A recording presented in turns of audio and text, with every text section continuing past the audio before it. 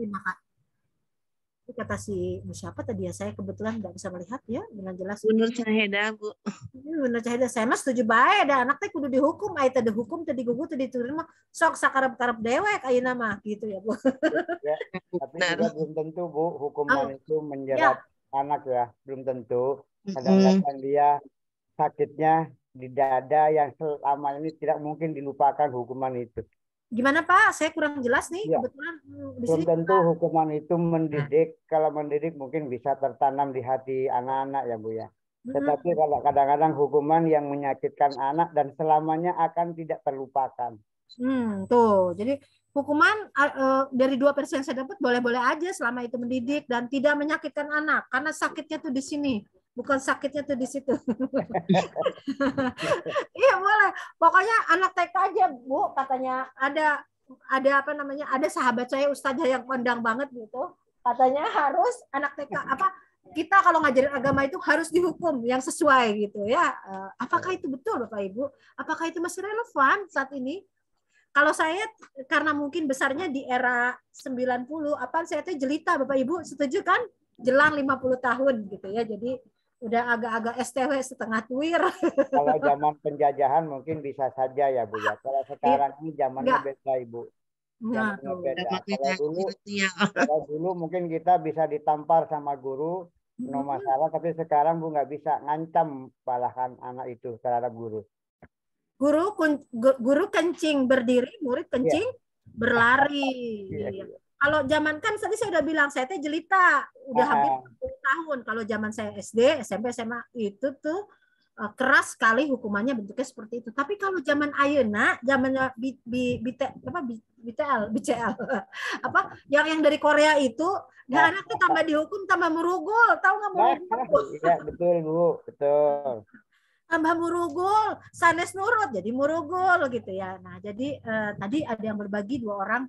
Hukuman sih saya setuju Bu, as long as gitu ya, as long as kita kembalikan lagi sesuai dengan konteks kepentingannya apa, itu yang saya tangkap. Nah itu setuju. Ada nggak yang nggak setuju Bapak Ibu? Yang nggak setuju ya. Ada nggak yang pendapat lain? 1 orang lagi. Kan kalau model hukuman zaman sekarang beda ya Bapak Ibu, seperti zaman kita sekolah dulu. Kalau dulu kan saya datang terlambat suruh beresin toilet gitu. Kalau sekarang kan model hukumnya seperti baca, bersihin halaman sekolah gitu. Itu contoh hukuman yang udah diadapted banget, nggak se ekstrim zaman dulu. Nah itu menurut saya adalah bagian dari budaya positif. Pertanyaannya Bapak Ibu, apakah Bapak Ibu termasuk guru yang demen kasih hukuman, apakah dengan memberikan hukuman ada efek jerahnya? Apa salah-salah malah tambah murugul? Nah, itu disimpan dulu ya, Bapak Ibu. Murugul ya. You know murugul? Oke, Bapak Ibu. Nah, hukuman dan sebagainya itu adalah kajian yang akan kita bahas hari ini. Kita akan membahas 6 pokok bahasan. Pertama, disiplin positif dan nilai-nilai kebijakan universal. Tidak selamanya hal-hal yang diterapkan disiplin yang diterapkan trik itu tidak baik, atau sebaliknya terlalu longgar juga tidak baik. Ada kajiannya ya Bapak Ibu. Selanjutnya kita akan mempelajari bagaimana Maslow dengan teori motivasi, hukuman, penghargaan dan restitusi itu membawa pengaruh terhadap budaya positif di dalam sekolah, di dalam kelas. Terakhir kita akan dibersamai untuk memahami tentang keyakinan kelas. Ketika dua insan manusia yang jatuh cinta sudah yakin, maka mereka akan menikah. Akan membuat sebuah kesepakatan dalam bentuk pernikahan. Demikian pula dengan budaya atau aturan kelas. Ketika murid sudah paham kenapa budaya atau disiplin positif itu harus diterapkan melalui penalaran nilai-nilai kebajikan dan universal, timbul motivasi di dalamnya. Maka mereka akan melihat bahwa hukuman, penghargaan, dan restitusi adalah bagian dari sebuah proses pembelajaran. Bukan bagian dari proses penyiksaan berjamaah gitu ya. Mereka akan melihat itu sebagai bagian dari bagaimana meningkatkan motivasi, bagaimana meningkatkan restitusi. Karena sekarang kan udah nggak musim ya Bapak Ibu untuk memberikan hukuman. Yang ada adalah restitusi. Bagaimana menyadarkan seseorang melalui kesadaran penuh. bukan menghukum, gitu ya. Nanti kita akan belajar banyak kasusnya. Nah, untuk itu harus yakin dulu, gitu kan. Tadi saya mencontohkan, ketika kita cinta, ketika kita paham apa yang dikerjakan itu akan diyakini melalui sebuah kesepakatan perkawinan. Demikian pula dengan keyakinan kelas. Nah, di sini juga Bapak Ibu akan dibersamai dengan kebutuhan dasar manusia dan dunia yang berkualitas. Kita jadi pengajar zaman now itu dihadapkan dengan banyak hal. Salah satunya Bapak Ibu sebagai pengajar harus dapat memahami bagaimana sejatinya kebutuhan dasar manusia sehingga proses pembelajaran di kelas kembali berpusat pada murid. Ada sebuah lagu yang mungkin ini anak TK sering nyanyi.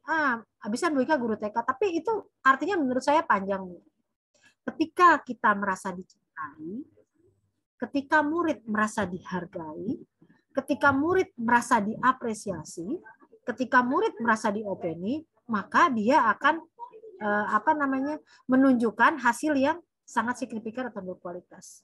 Tapi ketika segala prosesnya tidak dihargai, apa yang Bapak Ibu kerjakan akan menjadi sia-sia. Di sini hari ini Bapak Ibu akan berusaha dibersamai dengan restitusi dalam 5 posisi kontrol dan segitiga restitusi. Ini materi yang didapat di program guru penggerak Bapak Ibu. 6 bulan sekolahnya. Hari ini 2 bulan selesai, 2 bulan. 2 jam sudah selesai. Ya, mudah-mudahan karena saya udah jelita jelang 50 tahun, pelan-pelan ya Bapak Ibu. Kalau terlalu cepat, Bu Ika, pelan, ulang lagi. Ya, sebentar. Saya tarik nafas dulu ya Bapak Ibu ya. Saya lihat kolom chat dulu. Oke, nggak apa-apa Bapak Ibu. Ke ruang terapi boleh, sambil makan juga boleh sama saya. Sambil healing-healing boleh. Ya Bapak Ibu, namanya juga.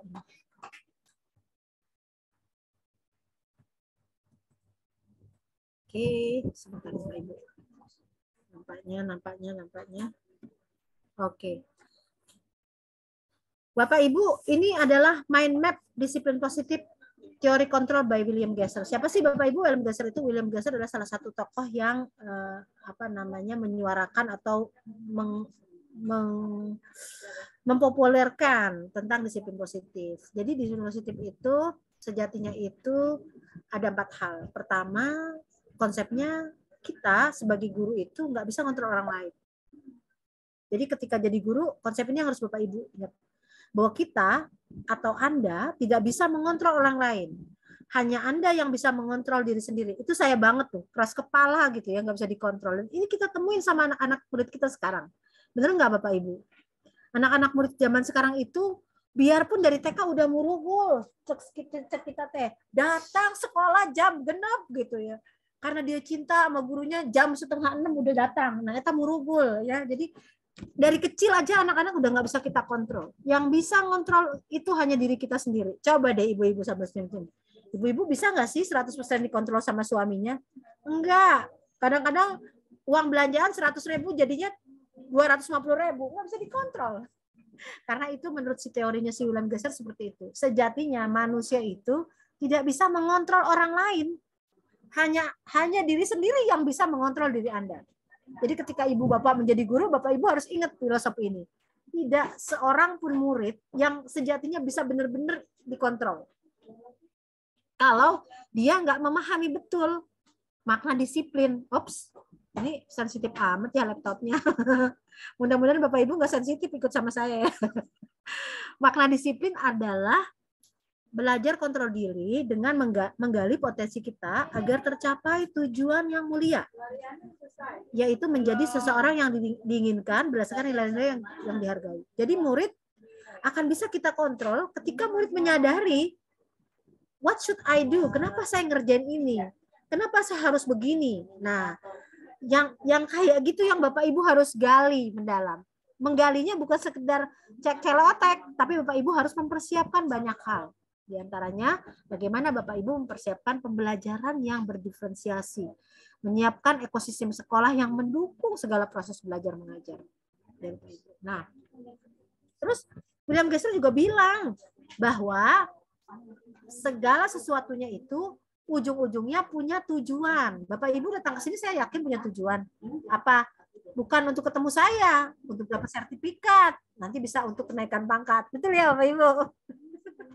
Ada juga yang Iya, datang, Bu, betul. wol, atau ngapain atau 2 jam dengerin Bu Ika ngacebrek dah lieur orang. Ketawa sih Bu Eli. Gitu nyatanya. Jadi si teori kontrolnya William Gibson itu jelas banget. Dia bilang kalau manusia itu selain nggak bisa dikontrol, ya pasti punya tujuan masing-masing, ya. Ya, jadi seperti itu. Tujuan masing-masing itu tergantung dari apa? Bagaimana motivasi. Ada yang memang datang ke sini yang tadi untuk menghindari hukuman.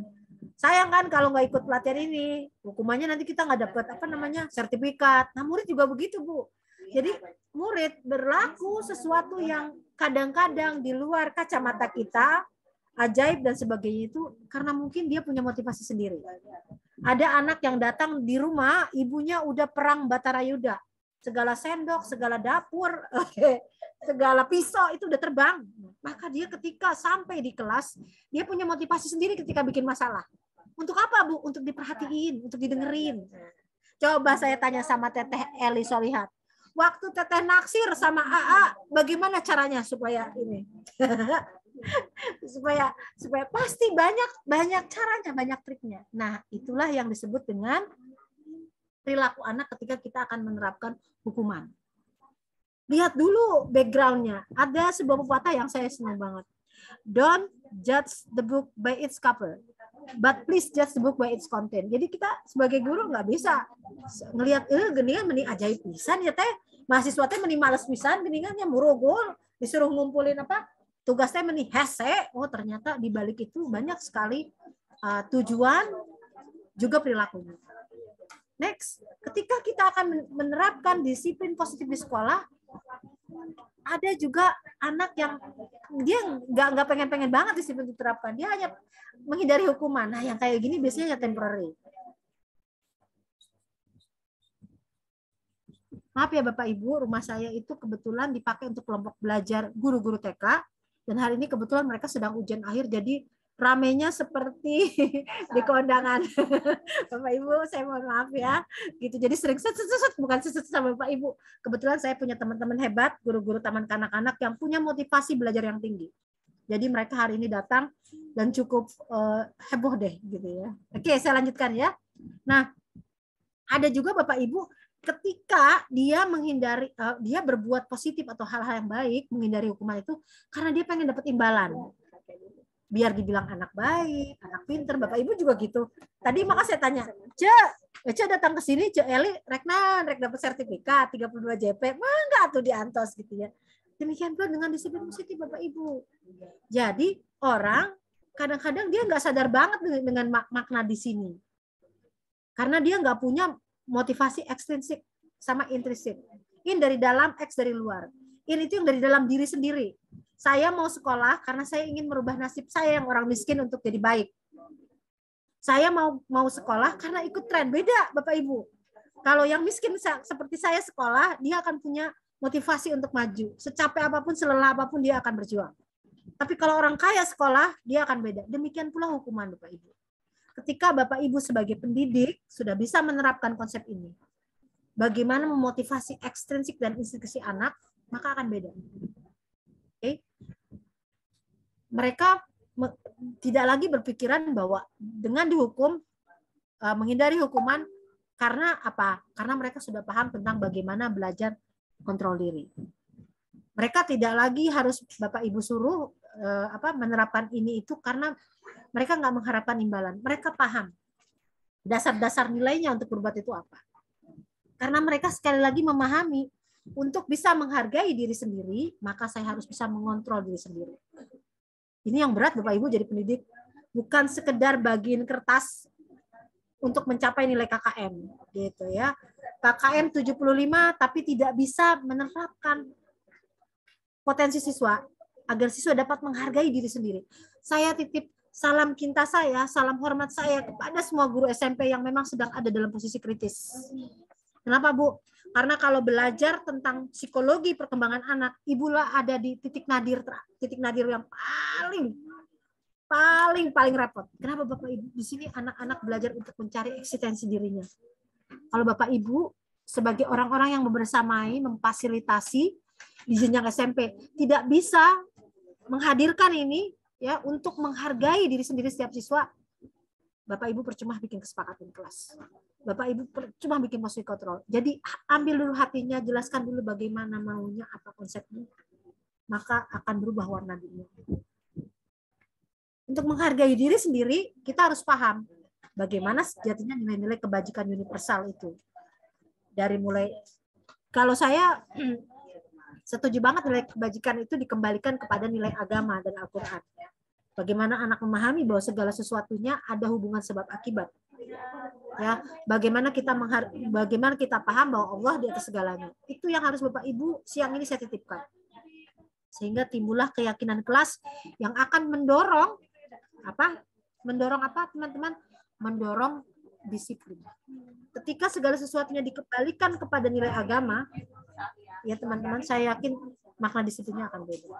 Nah, saya tarik nafas dulu. Ada Bapak Ibu yang mau cerita dulu tentang bagaimana menerapkan disiplin positif di dalam kelas melalui pembiasaan keagamaan. Ada yang mau cerita di sekolahnya udah ada yang seperti itu? Mangga di Antosan. Bapak Ibu, mangga di Antosan ada yang mau cerita? Ya, Bapak Ibu, dipersilakan yang punya pengalaman di sekolah masing-masing untuk berbagi cerita, Bapak Ibu.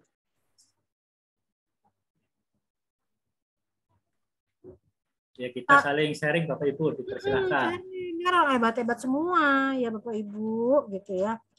Ada yang mau cerita, Bapak Ibu? Apa terlalu ini Bapak Ibu terbawa angin sepoi-sepoi? Karena hujan, Bu, jadi iya Bapak Ibu. Kita ini santai semangat aja Bapak Ibu.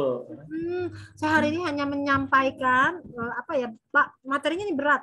Kebetulan waktu Pak Dr. Sudarno PA gitu, Bun, ayo dong bersamain guru SMP gitu di sana. Saya berapa JP? Sekian JP. Hah? Terus setiap JP-nya cuma sekali ketemu 2 jam ya. Waduh, kata saya gitu. Ya sudahlah, bismillah. Minimum saya kalau saya bawa garamnya sedikit, mungkin tidak bisa mengasini, tapi paling tidak memberi sedikit warna berbeda ya Bapak Ibu. Meskipun saya nggak yakin ini bisa diselesaikan dalam 2 JP karena panjang Bapak Ibu. Ya. Oke. Ya Ibu, Pak Dr. Darmo itu Bu punya nilai-nilai baik sama guru, karena guru ini yakin beliau guru itu jaminannya surga. Beliau seperti ini. Ya. Begitu mulianya orang yang memaparkan sebagai narasumber dalam acara ini, begitu guru hebat, pemapar sebagai narasumber begitu hebat untuk menyampaikan kepada guru. Ada guru sesama manusia ya seperti kita, lalu ada maha guru ilahi robi, berarti kita guru wakil. Kalau bahasa dulu mawali Allah gitu Bu, kalau kata saya. Karena ada jaminan guru ya Bu, dari at-tahiyatul mubarakatuh thayyibatulillah. Itu guru. Kami yakin guru itu mulia sekali di hadapan ilahi. Itu ya. Dr. Darmo itu Bu. Terima kasih. Ya. Terima kasih Bapak untuk guru itu jaminannya katanya apa tadi, surga. Maaf saya agak kurang mendengar dengan jelas karena memang hujan di sini cukup deras Bapak Ibu. Yang kedua adalah itu tadi di Bapak Ibu mungkin lihat back soundnya, wih, riwahnya berseliweran ya, karena kita semua punya motivasi gitu ya. Kalau tadi si Bapak bilang punya motivasi, juga punya tujuan masing-masing gitu ya. Jadi saya hari ini mohon maaf kalau minta berkali-kali diulang atau mungkin harus beli korek kuping kali gitu kan.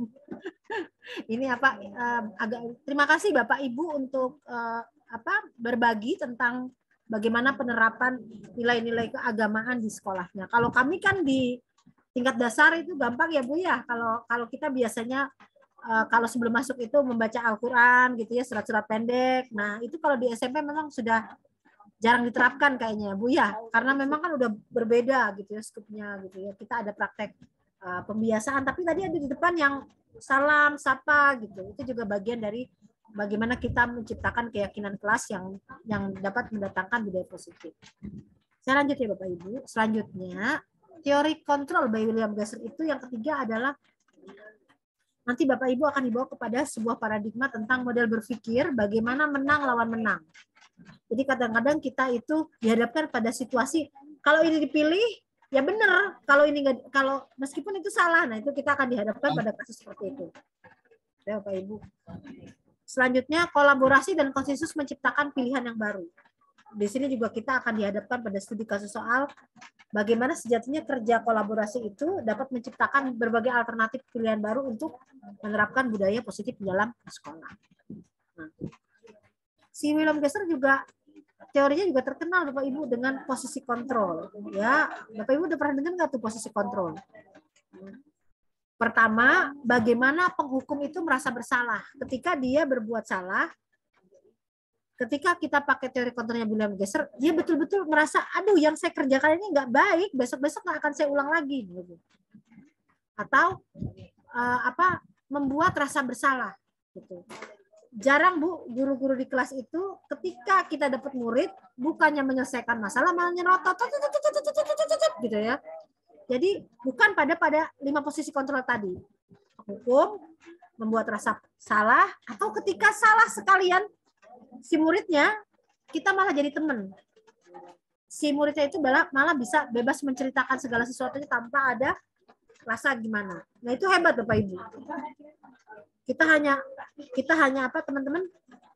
Hanya berperan sebagai manajer. Karena sejatinya guru-guru sekarang kan harus bisa memfasilitasi ya, bukan untuk menggurui, tapi bagaimana memfasilitasi. Dikembalikan lagi dengan konsep segitiga restitusi. Ketika anak berbuat sesuatu yang tidak baik dalam tanda kutip, guru bisa menstabilkan keadaan ini sehingga si anak dapat menyadari posisi kontrolnya. Yang saya kerjakan ini baik apa enggak? Sehingga dapat menstabilkan identitas. Bukan sekedar tadi, hukuman baik Bapak Ibu. Kalau misalnya itu untuk kebaikan. Tapi kalau menurut teorinya William Glasser, kita akan mendorong siswa untuk apa Bapak Ibu? Menyadari bahwa apa yang dikerjakan itu adalah bagian yang tidak baik dan mendorongnya untuk sebuah pemahaman yang mendorongnya kepada disiplin positif. Melalui apa? Melalui proses segitiga restitusi. Ada anak yang mencuri terlalu ekstrim. Ada anak yang mungkin mempunyai keinginan untuk mengambil pulpen, ketika ketahuan Bapak Ibu nggak marah, nggak menghardik, tapi sharing, bercerita, sehingga si anak itu menyadari kesalahannya. Nah, itulah yang disebut dengan tingkatan tertinggi dalam refleksi. Yang ada pada segitiga restitusi. Ya, Bapak Ibu seperti itu. Saya izin tarik nafas dulu, sepertinya tambah banyak ya. Nah, semua ini dikembalikan lagi kepada bagaimana kebutuhan dasar manusia tadi. Kita nggak pernah lupakan ya Bapak Ibu bahwa kebutuhan dasar manusia itu dipenuhi dari penguasaan, kasih sayang, dan kesenangan serta kebebasan. Oke, Ibu, bisa cukup ya. Sekarang saya akan masuk ke konsep yang pertama, bagaimana disiplin positif dan nilai-nilai kebajikan universal. Oke. Bapak Ibu, ini mau main tapi waktunya masih banyak, Bapak. Berapa jam lagi? Yuk. 1 jam lagi, Bu. 1 jam seperempat lah.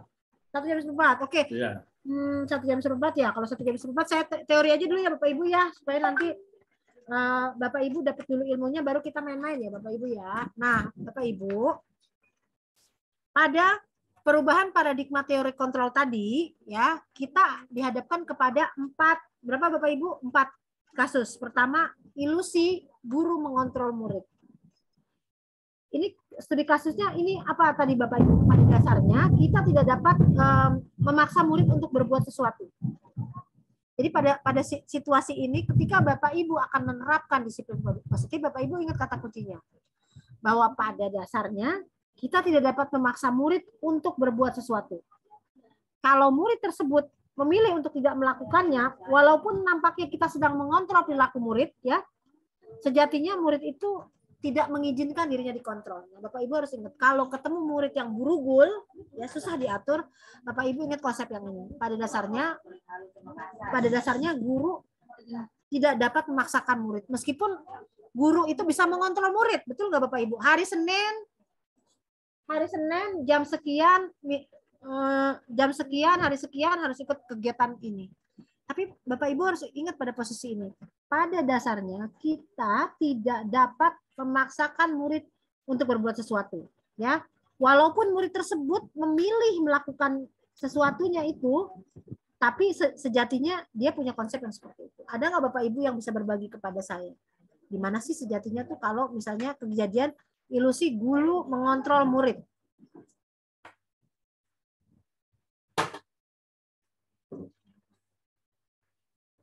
Ada Bapak Ibu yang bisa berbagi? Guru bisa mengontrol murid pada kegiatan di kelas, meskipun si murid itu suka nggak suka ya harus patuh. Tadi seperti kalau hari Senin wajib upacara untuk menerapkan budaya positif di dalam sekolah. Suka nggak suka, guru itu mengontrol murid, meskipun pada dasarnya si murid itu nggak bisa dikontrol. Itu contohnya ya Bapak Ibu. Nah, poin selanjutnya, ilustrasi bahwa kritik dapat membuat orang merasa bersalah dan menguatkan karakter.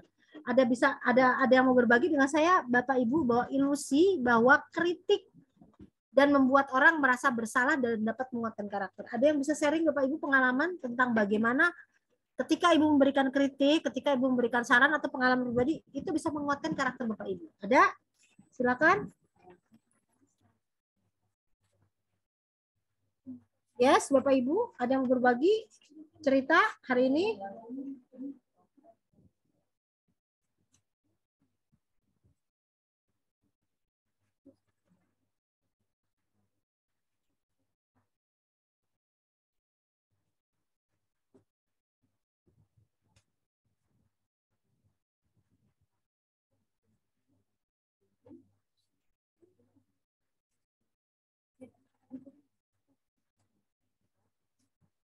Ups, jalan sendiri.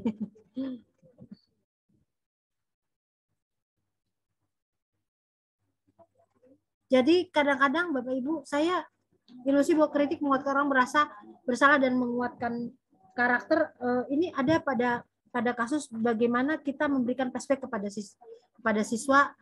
Saya sendiri punya pengalaman yang sampai saat ini begitu membekas dalam diri saya, Bapak Ibu. Jadi sebelum menjadi guru gitu ya, guru taman kanak-kanak di pemerintah gitu ya, saya sempat mengajar gitu ya di sekolah internasional. Nah, saya itu sering sekali setiap hari ya Bapak Ibu ya, dikritik sama guru literatur saya yang kebetulan orang luar. Karena kalau mengajar di sekolah internasional itu kan biasanya literaturnya adalah orang luar yang yang asistennya itu orang Indonesia. Nah, yang saya dapatkan setiap hari itu adalah bagaimana dia menanamkan kedisiplinan saya dengan cara mengkritik gitu ya. Oh, kalau guru Indonesia mah gitu ya, pada guru Indonesia mah kurang disiplin karena memang saya sering banget datangnya nggak on time gitu ya. Oh, kalau guru Indonesia mah kalau kerja nggak rapi gitu. Kalau kami orang Filipina gitu atau orang India bekerja itu sangat rapi. Itu begitu membekas di dalam hati saya gitu ya. Setiap hari kan ada refleksi. Kalau kami di sekolah-sekolah besar itu biasanya setelah pulang itu bersama rekan kerja duduk di satu ruangan. Kami saling menceritakan apa saja yang sudah berhasil diraih hari ini, apa saja perbaikannya. Saya sebagai teacher assistant atau asisten teacher bisa memberikan refleksi kepada lead teacher saya atau main teacher saya. Kayaknya budaya itu nggak ada ya di lingkungan sekolah kita. Saya belum nemuin itu. Jadi kita duduk bersama-sama, lantas kita boleh assessment. Nah, setiap mau pulang, selalu lead teacher saya itu bilang sama saya, wah kalau saya itu orang Indonesia, terutama dia bilang pertama ceroboh, yang kedua kata dia tidak tepat waktu, next itu tidak teliti gitu. Pada saat itu saya ngerasa, waduh, gitu amat ya. Kamu kan ngajar di negara saya, kok kayak begitu gitu ya penilaiannya gitu ya terhadap kita gitu. Tapi bagian dari kritik itu setiap hari kan dicatat ya dalam buku besar itu. Setiap saat dia memberikan progres penilaian. Kalau saya punya 1 sampai 10 IKA hari ini, berarti progres kamu untuk ketepatan waktu adalah 6 karena kamu ini. Oh, hari ini kamu 10 karena ini. Jadi betul-betul penilaiannya itu atau assessment Bu? Assessment kalau kita kan juga ada assessment ya. Ada supervisi. Supervisi itu bukan dikerjakan per periodik aja, tapi demi peningkatan kualitas, bagaimana kritik itu bisa membangun guru-guru Indonesia untuk baik, seperti itu Bu di sekolah internasional. Nah, Satu hari saya selalu berangkat paling pagi, pulang tengah malam Bapak Ibu. Karena apa? Kerjanya tuh banyak sekali. Sampai satu hari saya bertanya, mau dibawa kemana sih ini sebenarnya gitu ya. Sampai suatu masa saya mendengar kalau dia kecelakaan gitu ya. Nah, di rumah sakit itu dia bilang kepada saya ketika ketemu, Ika, tahu nggak? Sejatinya bangsa kamu itu harus menjadi tuan rumah di negara sendiri, termasuk bagaimana guru-guru di sini memaknai gitu ya. Saya mengkritik kamu itu demi kepentingan kamu loh, karena saya yakin katanya dia dengan kamu itu di kritisem dan sebagainya, kamu akan maju. Nah, jadi kritik yang dia buat itu sampai sekarang membekas sekali sama saya. Harus tepat waktu, harus bagaimana kita bisa menguatkan mengerjakan sesuatu on time gitu. Karena seperti pendapat dia bahwa bangsa kita ini butuh orang-orang yang kuat. Nah, Bapak Ibu itu seperti itu ya budaya positifnya. Di poin ketiga, ilusi bahwa semua penguatan positif efektif dan bermanfaat. Bagaimana penguatan positif itu efektif dan bermanfaat? Ilusi bahwa orang dewasa memiliki hak untuk memaksa. Jadi ada 4 poin yang Bapak Ibu ingat ketika akan menetapkan paradigma teori kontrol di kelas Bapak Ibu. Bagaimana guru bisa mengontrol murid, ya, bagaimana bahwa kritik dapat membuat orang merasa bersalah dan menguatkan karakter. Jadi ketika Bapak Ibu memberikan kritik, murid itu bisa kuat karakternya, bukan jadi melepas gitu ya. Bahwa semua penguatan positif efektif bermanfaat. Ilusi bahwa orang dewasa memiliki hak untuk memaksa. Ini ada perbedaan antara bagaimana perubahan paradigma stimulus respon teori kontrol. Siapa yang sesungguhnya memiliki kontrol? Tapi sebelumnya saya skip dulu ya Pak Ibu. Seringkali ketika berkenaan dengan teori kontrol, kita kembalikan lagi ke makna disiplin Bapak Ibu. Disiplin itu berasal dari bahasa Latin yang artinya belajar. Disiplin diri ini membuat orang bisa menggali potensinya menuju sebuah tujuan apa yang dihargai, apa yang dia cita-citakan. Jadi sejatinya ketika Bapak Ibu ingin menerapkan disiplin di sekolah, Bapak Ibu menggali potensi siswa-siswa Bapak Ibu supaya apa? Supaya dia memiliki tujuan untuk dihargai. Dalam budaya kita, makna kata disiplin itu selalu menjadi sesuatu yang cenderung mendapatkan kepatuhan, bukan untuk menggali potensi. Jadi orang-orang ketika mendengarkan kata disiplin langsung celak pekentis 90% itu artinya berkenaan dengan kepatuhan atau ketidaknyamanan. Benar nggak Bapak Ibu? Kalau kita ngomong disiplin, berarti erat kaitannya dengan ketidaknyamanan otomatis. Bapak Ibu ya. Padahal disiplin itu sejatinya membuat orang bisa menggali potensi dirinya masing-masing. Ya. Dengan apa? Dengan apa yang dia miliki. Itu yang Bapak Ibu hari ini saya titipkan mimpi saya titipkan pesan saya, bahwa ketika Bapak Ibu akan menerapkan disiplin di sekolah, ingat Bapak Ibu, bagaimana kita sebagai pendidik bisa menggali potensi peserta didik untuk menuju apa yang dia hargai. Nah, sedangkan apa itu nilai-nilai kebajikan universal? Nilai-nilai kebajikan universal adalah sifat positif manusia yang merupakan tujuan mulia yang ingin dicapai setiap individu. Jadi setiap manusia punya yang namanya sesuatu yang positif. Ya, hari ini Bu Titin pasti punya sesuatu yang positif. Artinya dia datang ke ruang Jimet ini pasti punya tujuan mulia yang ingin dicapai. Ia pengen dapat sertifikat 32 JP. Nilai-nilai itu bersifat universal, lintas bahasa, suku bangsa, agama maupun latar belakang. Jadi nilai-nilai tersebut, disiplin tersebut bersifat universal ya Bapak Ibu. Jadi nilai kebajikan universal adalah sifat positif manusia yang merupakan tujuan mulia yang dicapai setiap individu. Nilai tersebut bersifat umum seperti bagaimana baik bahasa, bangsa, agama maupun latar belakang. Setiap perilaku perbuatan manusia itu memiliki tujuan. Kita kembalikan kepada teori kontrol William Gesser. Dengan mengaitkan nilai-nilai kebajikan yang dimiliki seseorang, maka seseorang jadi memiliki motivasi intrinsik yang akan terbangun. Sehingga menggerakkan motivasi dari dalam untuk dapat mencapai tujuan mulia yang diinginkan. Demikian pula siswa. Ketika siswa itu ingin berbuat sesuatu, dia harus punya tadi kalau di mind map-nya punya motivasi intrinsik dulu. Apa yang dia pengen? Apa tujuan mulianya? Dari sudut pandang mana dia melihat nilai-nilai kebajikan universal? Oke. Nilai kebajikan yang ingin dicapai setiap anak Indonesia kita kenal dengan profil pelajar Pancasila. Nah, kalau sekarang nilai-nilai kebajikan itu kita lebih menerapkannya ke profil pelajar Pancasila. Teman-teman sudah bikin satuan kurikulum sekolah penggerak kan ya, atau kurikulum merdeka. Sekarang kan udah hampir di masing-masing satuan pembelajaran itu menerapkan itu. Nah, di antaranya itu apa saja?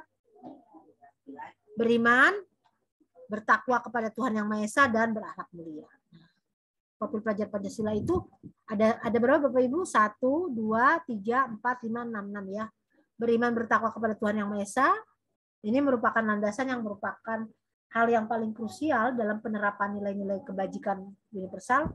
Mandiri, bagaimana Bapak Ibu bisa merefleksikan budaya positif mandiri dalam sekolah, baik melalui pembiasaan, ya, bernalar kritis, berkebinekaan global, bergotong royong, dan kreatif. Jadi itulah sejatinya nilai-nilai kebajikan universal yang dapat mendorong terciptanya budaya positif di lingkungan sekolah. Yes, Ibu Neni Suherti, ada yang mau dibagi? Ibu Neni? Ya, Ibu, Assalamualaikum warahmatullahi wabarakatuh. Maaf, saya potong lagi. Ya. Ini tadi saya agak tertarik tentang ini ya, tentang kedisiplinan tadi ya. Kedisiplinan kadang-kadang kalau apa bisa menggali potensi siswa. Itu bagaimana Ibu ya? Karena memang kita lihat sekarang ini disiplin tuh mulai berkurang ya ke anak-anak kita. Karena kita memang untuk menegakkan disiplin dengan cara-cara kita yang ada di sekolah, misalnya kalau apa gitu ketentuan agak dibilang nggak keras, tapi kadang-kadang keras gitu ya. Itu agak bagaimana ya, agak kurang, agak susah gitu. Karena anak-anak sekarang memang agak gimana susah dia agak ngelayat atau gimana melunjak atau gimana gitu, karena memang pengaruh teknologi atau gimana membuat anak-anak kita agak terlena gitu ya Bu ya. Iya. Nah, benar. Kemudian dengan profil Pancasila itu kan disiplin itu penting banget ya Bu ya. Ya. Tapi di profil Pancasila kenapa tidak ada disiplin ya? Kira-kira di dalam kan ada ya. Dari situ tidak ada penerapan karakter. Iya, ada kata-kata yang disiplin ada nih di atas. Tapi barangkali kira-kira ditaruh di mana ya? Ada di mana gitu. Karena 6 profil Pancasila kan beriman, bertakwa pada Tuhan Maha Esa, dan berakhlak diri, kreatif, dan bergotong royong, berkebinekaan global, kayaknya kalau disiplin nggak ada gitu, pas disiplin tidak ada di situ. Itu gimana Ibu? Atau ada barangkali terselip di bagian-bagian karakter yang lain? Itu ya Bu, itu aja. Maaf ya Bu ya, terlintas sedikit pertanyaan dan mengganggu penjelasan dari Ibu. Terima kasih Bu. Saya dari SMPN 1 Kemang. Bu Nini. Ya, makasih. Ibu, saya kembalikan kepada slide sebelumnya. Kalau yang yang commonly, yang umum itu disiplin itu menurut paradigma yang lama itu adalah sesuatu yang menyiksa ya Ibu. Saya kembalikan dalam budaya kita, disiplin itu menjadi sesuatu yang dilakukan seseorang pada orang lain mendapatkan kepatuhan. Jadi zaman-zaman itu disiplin itu adalah sesuatu yang mendorong kepatuhan. Beda dengan makna disiplin yang sekarang Bu, ketika kita menerapkan budaya positif. Bagaimana Ibu sebagai pengajar atau guru atau orang yang membersamai atau orang yang bisa memfasilitasi dalam kelas itu membuat disiplin itu menggali potensi diri anak. Melalui apa? Ada tahapan-tahapan step-nya. Nggak langsung kita punishment, nggak langsung kita buat ini loh disiplin harus gini, tapi ada tahapan-tahapannya. Melalui apa Bu? Melalui kesepakatan dan keyakinan kelas. Kesepakatan dan keyakinan kelas itu harus dibentuk dulu. Melalui apa? Budaya positif sekolah. Budaya positif sekolah itu kaitannya dengan disiplin itu apa Bapak Ibu? Sekolah yang memiliki pembiasaan, bagaimana sekolah itu bisa memiliki keyakinan kelas, kesepakatan kelas yang diterapkan oleh kerja kolaborasi, ia akan bisa menggali potensi siswa melalui disiplin. Ini akan ada di slide selanjutnya. Jadi beda paradigma Ibu ya. Kalau dulu paradigmanya ketika kita sekolah disiplin tuh pokoknya keras. Artinya sesuatu yang patuh, kalau nggak dikerjain ya berarti salah. Kalau zaman sekarang penerapan disiplinnya zamannya juga udah beda, udah zamannya opa-opa Korea semua gitu ya. Bukan lagi disiplin itu artinya sesuatu yang mengeraskan, tapi bagaimana disiplin itu adalah hasil dari keyakinan atau kesepakatan kelas yang ditempuh melalui kerja kolaborasi. Ya, kayak kemiliteran ya, dulu disiplinnya arahnya militer. Kalau sekarang misalnya ketika kita memulai tahun ajaran baru, kita minta semua stakeholder, warga sekolah, orang tua siswa, wali murid dan sebagainya duduk bersama-sama, ya. Terutama kalau di kelas antara guru kelas dan ini nanya, gimana ya keyakinan kelas kita? Pertama, kira-kira datang tepat waktunya, gimana aturannya? Guru di sini hanya memfasilitasi, anak-anak yang membuatkan aturannya. Wah, kalau kayak gitu bisa seenak-enaknya dong, Bu. Tentunya sebagai fasilitator yang baik kita sudah membuat rancangannya. Kira-kira mana yang bisa diadaptate, mana yang bisa disetujui, itu yang akan diprogres. Makanya berbeda Bapak Ibu. Itulah perbedaan bagaimana menanamkan budaya positif dalam sekolah melalui prosedur dengan budaya positif yang disiplin zaman dulu. Itu ya Bapak Ibu ya. Jadi di slide selanjutnya nanti saya akan menjelaskan lebih detail gimana ya caranya kita menerapkan kesepakatan kelas tanpa adanya paksaan, tapi menggali potensi siswa. Siswa jadi nggak merasa di apa namanya Bu, digurui, digimanain karena dia merasa dihargai sih. Bu Neni hari ini datang, ketika Bu Neni diapresiasi, Bu Neni hebat ya, Bu Neni cantik, Bu Neni punya potensi. Bu Neni pasti benar. Nah, begitu juga murid Bapak Ibu. Nah, profil pelajar Pancasila yang dibuat sekarang di kurikulum Merdeka ini sudah mengadaptif ya Bapak Ibu. Ada banyak versi mengenai profil pelajar Pancasila. Kalau di kurikulum Merdeka disebutnya profil pelajar Pancasila. Tapi kami yang di sekolah internasional sebetulnya ini udah lama, Bu. 15 tahun lalu saya mengajar di sekolah internasional, ini udah ada. Kok nggak spesifik ya? Sejatinya kita kembalikan kepada tujuan pendidikan nasional kita itu apa Bapak Ibu? Inilah cakupan yang ada dalam profil pelajar Pancasila. Melalui apa? Beriman dan bertakwa. Beriman dan bertakwa diterapkan pendisiplinan dalam kegiatan keagamaan. Jadi memang tidak secara spesifik, secara otentik dia menyebutkan dalam poin per poin. Tapi Bapak Ibu sebagai pendidik yang benar-benar kritis dapat menerapkannya atau mengadaptasinya dalam kegiatan. Mandiri, bagaimana Bapak Ibu dapat membersamai anak-anak dengan kegiatan yang mendorong anak-anak untuk kemandirian. Makanya kalau di program sekolah penggerak atau kurikulum Merdeka didorong siswa itu untuk membuat proyek yang mendorong siswa untuk mandiri. Guru di sini berfungsi untuk fasilitator. Gitu ya. Jadi mereka yang punya proyek, kita memfasilitasi saja. Bernalar kritis, ya itu yang tadi disebut Bapak Ibu. Jadi ketika akhlak atau budi pekerti itu dapat dibentuk melalui lingkungan yang kondusif. Lingkungan kondusif adalah diantaranya adalah yang dapat menerapkan budaya positif dengan baik. Melalui apa? Melalui kegiatan-kegiatan yang mendorong kemandirian dan mendorong siswa untuk berpikir lebih, searching, gali. Apakah pembelajaran Bapak Ibu sudah menerapkan seperti itu? Apakah kita sudah berperan sebagai fasilitator? Apakah pembelajaran kita sudah berdiferensiasi? Apakah pembelajaran kita sudah melibatkan siswa? Pertanyaan apakah itu yang bisa menjawab Bapak Ibu, bukan saya. Karena sekali lagi masing-masing orang punya motivasi ekstrinsik dan intrinsik dari dalam. Bagaimana sejatinya kebinekaan tunggal artinya dapat menerima segala perbedaan, ya, bisa menerima anak berkebutuhan khusus contohnya dalam sekolah kita adalah bagian dari budaya positif yang harus diciptakan.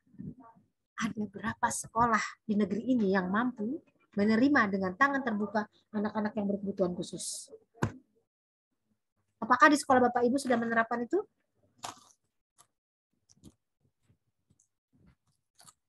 Oke, Ibu, coba deh inget-inget deh. Ya, saya sebelum COVID mendirikan sekolah autis untuk anak-anak pemulung Bapak Ibu dengan satu tujuan apa Bapak Ibu? Ada banyak anak-anak yang bisa terfasilitasi ketika mereka ingin sekolah.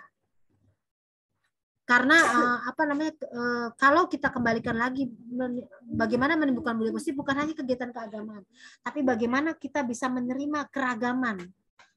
Tangan-tangan sekolah bisa dengan terbuka membuka pintu untuk anak-anak berkebutuhan khusus datang untuk belajar, itu sedikit sekali sekolah di Indonesia yang menerima. Nah, ternyata bilang kalau ketemu sama anak kebutuhan khusus, budayanya adalah pergi ke SLB. Jadi tidak ada budaya positif untuk menerima anak-anak berkebutuhan khusus untuk belajar di tempat yang sama. Bagaimana Bapak Ibu mendorong kreativitas dalam pembelajaran di sekolah. Saya tarik nafas dulu. Bapak Ibu ada yang mau ditanya dulu? Itu bagian pertama dalam pembelajaran nilai-nilai kebajikan universal. Ada yang mau ditanya Bapak Ibu sebelumnya? Silakan Bapak Ibu yang mau bertanya, dipersilahkan. Mangga Bapak Ibu yang mau bertanya atau mau berbagi pengalaman, dipersilahkan. Ini bagi pengalaman nih, kalau saya kalau saya di sekolah saya nih sudah menerapkan mandiri, benar kritisnya itu seperti apa? Ada yang mau berbagi pengalaman Bapak Ibu?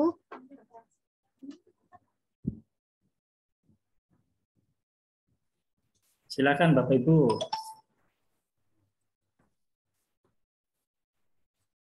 Ada Bapak Ibu, dipersilakan untuk bertanya atau berbagi pengalaman.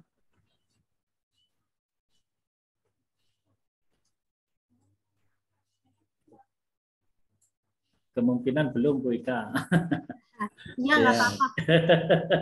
Soalnya, yes, gimana? Ya Bu, silakan yes, Bu. silakan Ibu. Ada chat juga yang harus saya lihat. Maaf, di-share materinya ya. Oh, of course, Bapak nanti Ibu, Bapak panitia yang baik hati dan tidak sombong dan suka menolong. Nanti minta PPT-nya ya Bapak Ibu. Tapi saya omat banget. PPT ini sebetulnya PPT program guru penggerak. Iya. Jadi memang sebetulnya terbatas dari kami untuk kami, nggak boleh keluar. Tapi buat saya ilmu itu kan bermanfaat buat siapa aja. Jadi why not bagi aja PPT-nya. Karena betul-betul ini ngajar hari ini saya tarik nafas ini Pak, suruh cepet banget gitu ngajarnya gitu. Jadi saya berharap dengan baca PPT-nya, baca materinya, teman-teman bisa searching, cari, dan nanti termotivasi untuk ikut guru penggerak, sekolah penggerak ya. Banyak kan di sini yang udah jadi guru penggeraknya. Wajib ayeuna tehnya lieur. Ya, tahap 8 lagi pengumuman Bu. Itu udah lewat waktu Bu. Oh betul. Oh 8 udah pengumuman ya? Ya, pengumuman hari ini Bu, pengumuman. Iya Bu. Oh pengumuman yang lulus guru penggerak gitu ya? Iya. Masya Tahap 8. Fabi Ayala. Mudah-mudahan ada yang lulus dari sini ya. Amin amin Allahumma amin. Ya udah lewat Bu. Udah lewat, tapi Ibu punya semangat untuk belajar. Jadi guru penggerak hanyalah wadah. Tapi bagaimana Ibu memotivasi diri untuk terus belajar dan menggerakkan semangat Ibu untuk memberikan praktek baik, itu sejatinya Bu, program guru penggerak itu diharapkan seperti itu. Bukan kalau pada maaf Ibu bertanya, ya. Kalau masalah CPP itu misalnya pengajar praktik itu, maaf waktu itu pernah ikut ya, cuman karena saya lupa bikin materai ya, karena usia udah lupa, saya waktu itu suami kena sakit gitu, jadi lupa melihat ada yang kurang. Akhirnya coba ikut tahun depan lagi, yang keluar tuh angkatan ke-7 gitu, maksudnya bukan ke-8, apa memang nggak bisa gitu ya Bu ya? Gimana itu? Baik, ini di luar konteks boleh ya Bapak Ibu ya. Jadi kalau guru penggerak itu pertama tertib administrasi Bapak Ibu. Jadi kalau mau lulus guru penggerak itu perintil-perintilan kayak materai, maaf ya Bapak Ibu ya, bukan materai, tanda tangan yang kecil-kecil yang kita pikir nggak penting, itu penting buat orang kementerian Bapak Ibu ya. Jadi itu diperhatikan untuk poin pertama. Kalau lupa otomatis Ibu tidak memenuhi persyaratan ya. Jadi poin pertama ketika Bapak Ibu besok yang sudah lulus angkatan ke-8 hari ini alhamdulillah ya. Kalau yang belum, besok kalau pas mau ikut Bapak Ibu harus detail, ingat, karena kita semua terikat dalam sebuah kontrak kerja.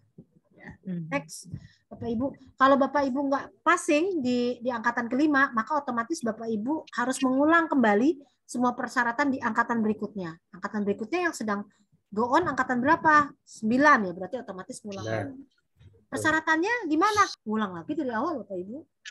Masih. Saya, Pak Darno, Ibu Wulan, Pak Dedi, Bu Rizka. pengawas itu satu lagi Bu, yang udah senior itu, Ibu siapa? Pengawas yang pandai banget itu Bu, udah senior. Bu Dwi. Bukan Bu, narasumber kita juga. Bu Iswatun. Bu Iswatun. Kami itu berlima angkatan pertama dan seleksinya betul-betul berdarah-darah. Bapak Ibu, 6 kali saring. Kalau sekarang nggak 6 kali. Kalau yang angkatan pertama 6 kali saring. Jadilah kami pengajar praktik angkatan pertama. Baru setelah itu jenjang karirnya Bapak Ibu akan naik menjadi fasilitator. Fasilitator bagus dia akan dipakai menjadi instruktur nasional. Instruktur nasional bagus pengembang. Ada nggak Bapak Ibu kompensasinya? Ada Bapak Ibu. Kalau guru penggerak dia belum dapat kompensasi. Tapi ketika jadi PP, ini saya cerita supaya termotivasi. Ada motivasi ekstrinsik sekarang. Ketika dia jadi pengajar praktik, itu dapat gaji Bapak Ibu ketika pendampingan. Ganti transport ya disebutnya, 3 jutaan sebulan. Alhamdulillah. Nah, tugasnya juga alhamdulillah wa syukurillah wa nikmatillah. Masya Allah begitu. Luar biasa. Jadi nggak ada segala sesuatu itu yang nggak ada hasilnya. Gitu. Nah, ketika jadi fasilitator 2 digit itu gajinya Bapak Ibu. Bukan 1 digit lagi, 2 digit. Saya nggak usah menyebutkan jumlahnya. Tapi pekerjaannya juga nggak tidur-tidur, dia lemes terus. Jadi memang kementerian itu betul-betul menyeleksi guru penggeraknya. Buat apa saya ikut guru penggerak? Sekarang banyak Bapak Ibu ikut guru penggerak. Mau jadi kepala sekolah harus guru penggerak. Mau jadi apa lagi ya? Banyak hal ya. Sekarang PPG pun bisa digantikan dengan guru penggerak. Dan itu keputusan menterinya udah valid. Jadi Bapak Ibu yang belum, ayo ikut. Saya guru taman kanak-kanak loh Bapak Ibu gitu. Jadi punya kesempatan untuk menjadi dosen ya. Terus menjadi widya iswara, jadi narasumber itu karena ikut guru penggerak. Jadi saya dulu namanya nge-zoom baru-baru nge-link segala macam nggak bisa. Jadi Ibu yang kemarin udah terpanggil, sok Ibu jangan putus asa. Karena ada sebuah pepatah, lebih baik menjadi ikan kecil di ekor ikan hiu daripada Ibu menjadi raja di antara ikan-ikan kecil. Jadi lebih baik kita berkompetisi dengan teknologi gitu ya. Belajar terus memantaskan diri daripada kita Bapak Ibu ada di zona nyaman. Nah, ikut guru penggerak salah satunya Bapak Ibu akan dipaksa setengah dipaksa untuk bisa teknologi dan segala, tapi nggak usah khawatir karena Bapak Ibu kan dibersamai oleh pengajar praktik, kalau nggak tahu bisa nanya. Dibersamai juga oleh fasilitator yang insya Allah mereka itu sudah punya kriteria yang juga baik. Lihat aja Pak Darno, ya Pak Darno ya fasilitator dari Bogor baru Pak Darno kayaknya yang angkatan 1. Ya, jadi Bapak Ibu ikut deh.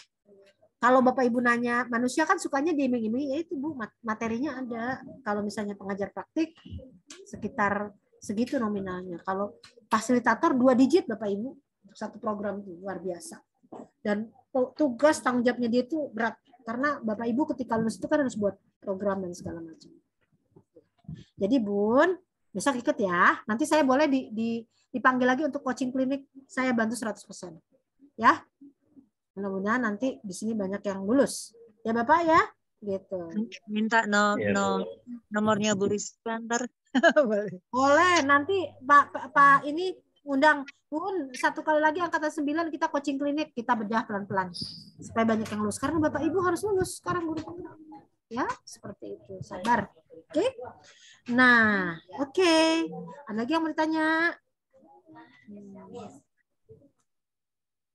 Bapak Ibu, sebentar saya izin izin minum sebentar ya, agak keselak ini karena materinya banyak. Boleh ya sebentar? Ya, dipersilakan Bu.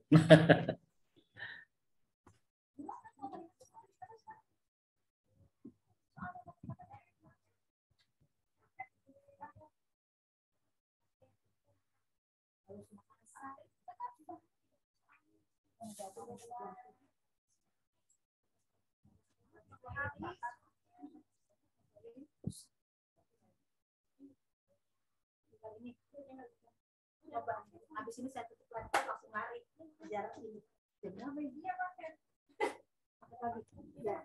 Ntar saya bayar dulu. Oke, Bapak Ibu, tadi kita udah belajar tentang bagaimana nilai-nilai kebajikan universal. Selanjutnya kita akan masuk di materi kedua tentang bagaimana motivasi, hukuman, penghargaan, dan restitusi itu diterapkan. Tadi saya udah cerita ya Bapak Ibu. Jadi kaitan-kaitannya di nilai budaya positif itu banyak. Ketika kita akan menerapkan suatu aturan di sekolah, itu tahapan-tahapannya banyak. Kadang-kadang kan ada kepala sekolah yang menurut saya hebat banget. Dia bisa bikin aturan yang bagus, tapi nggak bisa diadapted sama warga sekolahnya. Karena mungkin prosesnya dan segala macamnya yang seperti pertanyaan Ibu yang tadi tanya, gimana ya supaya apa yang kita buat, apa yang kita resapi itu menjadi hal yang tidak memberatkan untuk semua. Nah, itu ada tahapan-tahapan. Nah, kita kembalikan kepada teori motivasi perilaku manusia. Kalau saya boleh pindah ke slide selanjutnya. Slide selanjutnya, Bapak Ibu, sebentar saya cari ya. Sudah terlihat Bapak Ibu ya? Nah, ini. Sudah ada. Ntar saya bagi semua ya Bapak Ibu, dari mulai yang kekanak-kanakan sampai yang serius banget. Nah, oke.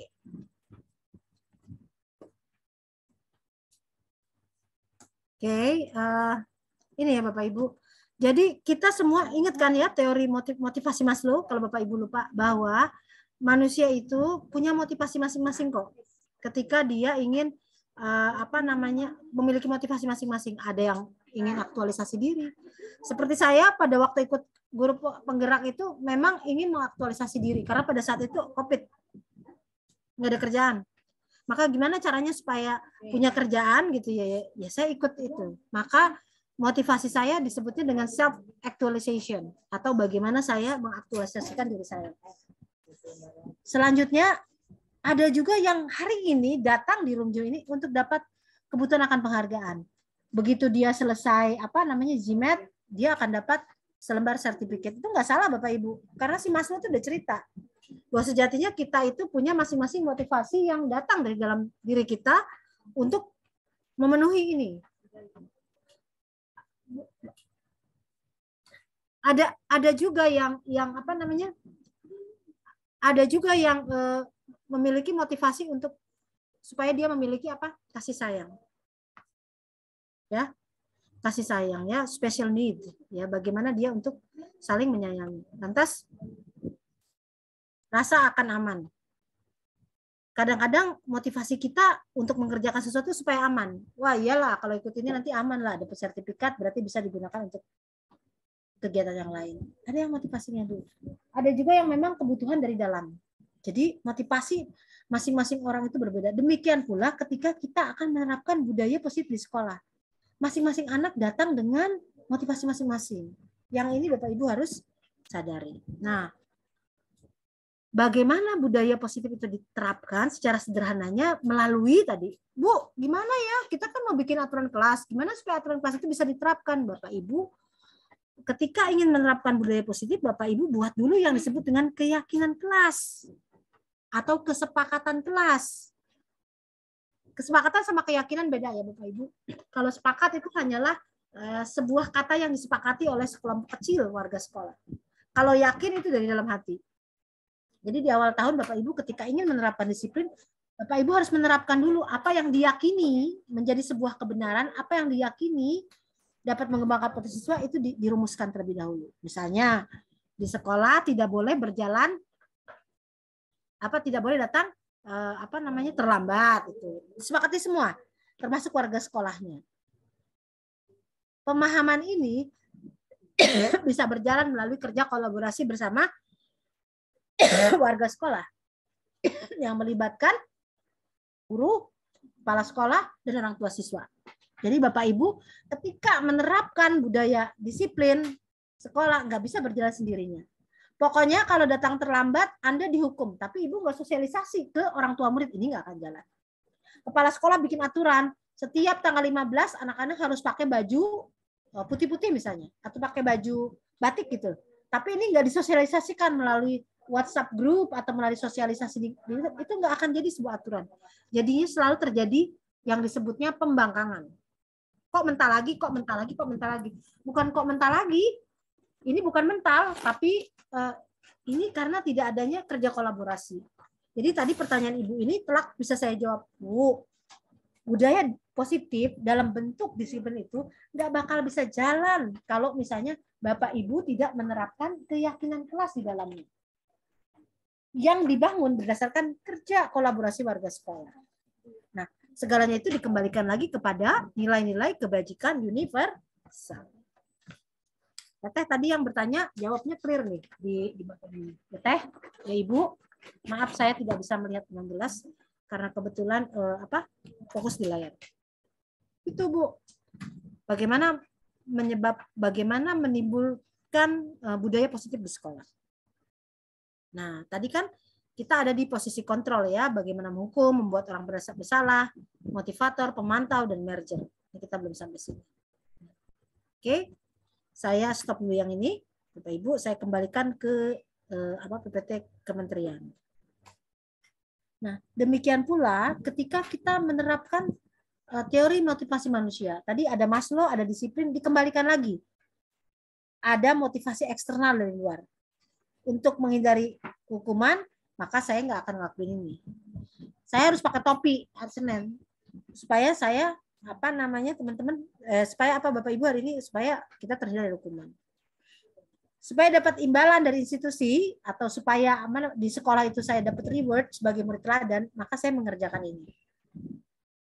Saya harus menghargai diri saya sendiri sehingga disiplin positif itu ketika saya nggak dapat hukuman, ketika semua orang punya anggapan bahwa saya itu anak baik, anak hebat gitu ya, maka saya terhindar dari hukuman. Untuk itu saya harus menghargai diri sendiri. Melalui apa? Melalui perilaku yang baik. Perilaku yang baik bisa didorong melalui budaya sekolah yang baik. Jadi saling nyambung. Maaf Bapak Ibu, begitu ya. Itu yang disebut dengan teori motivasi perilaku manusia. Sama seperti Bapak Ibu. Untuk menghindari ketidaknyamanan, kalau nggak ikut pelatihan hari ini sama MJP nggak nyaman kita, nanti kita dibilangnya nggak patuh. Gitu. Maaf ya Bapak Ibu, gitu ya. Kan hari ini Bapak Ibu dapat imbalan, rewardnya berupa apa? Berupa sertifikat. Makanya Bapak Ibu akan menghargai diri sendiri untuk datang.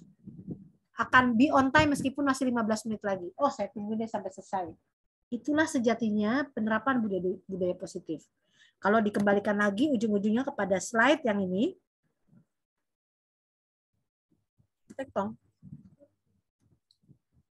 Oke. Ini. Bagaimana menerapkannya budaya positif bisa diterapkan ketika kita meyakini sesuatu sebagai bagian dari bagian budaya positif melalui penerapan kerja kolaborasi warga sekolah dan sekali lagi melihat pada nilai-nilai kebajikan universal. Jadi sambung menyambung menjadi satu, itulah budaya positif. Gak bisa berdiri sendiri sebab butuh kolaborasi. Bapak Ibu yang berdiri sendiri nggak akan pernah bisa menerapkan itu. Ya, mungkin karena saya guru taman kanak-kanak demen bernyanyi, ya begitu Bapak Ibu. Ya, jadi ini menjawab kalau di sekolah Bapak Ibu ada peraturan nggak berjalan dalam priorisasi tertentu, it means that apakah sudah ada kerja kolaborasi di dalamnya? Oke. Kalau Bapak Ibu bikin budaya positif sekolah dan itu tidak diadaptasi oleh orang tua murid, apakah Bapak Ibu sudah melibatkan kerja kolaborasi di dalamnya? Oke, itu pertanyaan saya yang kedua. Jika Bapak Ibu sekali lagi menerapkan budaya positif dalam kelas, tapi tidak memasukkan unsur-unsur nilai kebajikan universal atau nilai-nilai baik dalam sekolah itu, nilai-nilai positif baik, apakah ini bisa menjadi sebuah keyakinan kelas yang diadaptasi? Enggak, Bapak Ibu. Oke. Nah, hujan lebat sekarang Bapak Ibu tampaknya ya. Oke, saya kembali lagi ke slide kementerian. Nanti saya WA PPT-nya ke siapa Bapakku yang baik hati dan tidak sombong? Ke Bu Hartini, Bu. Oh, ke Bu Hartini, nanti aku kasih ya, yang cantik dan tidak sombong. Oke, Bapak Ibu, merdeka. Merdeka itu artinya tidak hanya terlepas dari perintah, akan tetapi juga cakap membuat memerintah diri sendiri. Jadi menurut KHD, merdeka itu artinya tidak hanya terlepas dari perintah, akan tetapi juga cakap memerintahkan diri sendiri. Ini match Bapak Ibu. Jadi disiplin itu sejatinya bukan karena diperintah. Saya mau bangun pagi, saya mau mengerjakan apapun, karena saya diperintahkan ada makanya saya nggak tidur. Itu mahasiswa Bu. Mahasiswa di semester mana saya nggak paham. Atau ada anak mau mengerjakan sesuatu karena diperintah. Itu adalah disiplin yang paling, motivasi yang paling ada di urutan yang menurut saya paling bawah.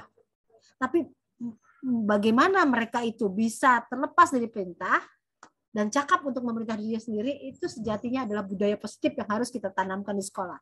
Bagaimana guru bisa menyadari bahwa sekolah adalah aset yang mereka miliki bersama sebagai bagian kepemilikan, itu bukan pekerjaan mudah. Bagaimana siswa-siswa di sekolah merasa harus menerapkan disiplin tanpa harus diperintah, tapi bagian dari upaya untuk pembentukan karakter itu bukan pekerjaan membalikan telapak tangan. Ya enggak Bapak Ibu? Nah, kalau ngomong disiplin, nggak jauh-jauh dengan yang namanya restitusi gitu ya. Apa Bu restitusi? Ya. Mungkin kalau ada yang mau bantu gantikan membacakan Bapak Ibu, nih ada yang mau bantu gantikan membacakan.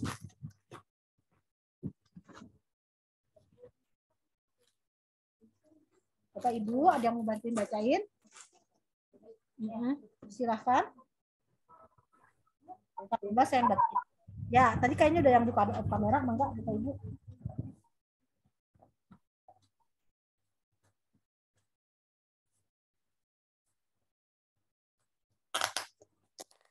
Nah, Bapak Ibu, kita ketika menerapkan disiplin itu ada pada yang namanya restitusi.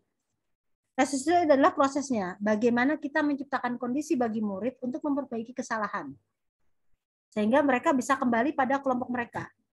Ada anak yang dengan dengan ketidakpahamannya, dengan kepolosannya misalnya, dia mengambil ingin memiliki sesuatu yang bukan miliknya.